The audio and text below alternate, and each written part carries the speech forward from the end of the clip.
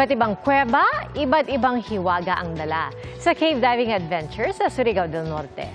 At ma-fall sa kinikilalang ikalawang pinakamataas na talon sa bansa. Saksi, si Sarah Hilomen Velasco ng GMA Regional TV.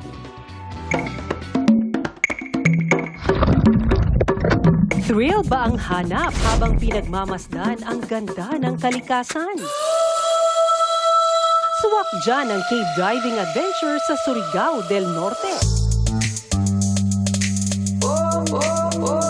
Bago marating ang mga kuweba, chill munang daraan sa Sohoton Cove sakay ng bangka. Feast your eyes sa berdeng paligid at napakalinis na tubig. Mag-ready na sa kaba at excitement pagdating pa lang sa unang kuweba. We're going in! Kapag high tide kasi, kailangang yumuko pagpasok sa Sohoton Cove.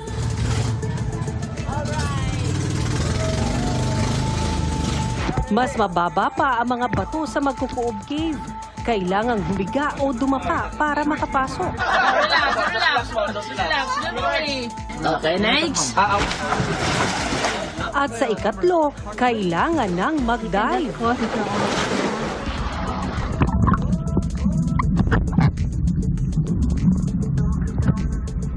Pero worth it, madiskubre ang hiwaga ng Hagukan Cave. Sa gitna ng dilim, tila umiilaw ang blue-green na tubig. Kung hiking naman ang trip, itry bisitahin ang Limunsudan o Mindamora Falls sa Bukidnon. May special check ito sa bucket list dahil ang 270 meters na talon ang ikalawang pinakamataas sa bansa. Bago marating yan, dadaan muna sa maputik at madulas na gubat. Extra challenge pa ang pag-akyat kung gusto pang mas lumapit sa talon.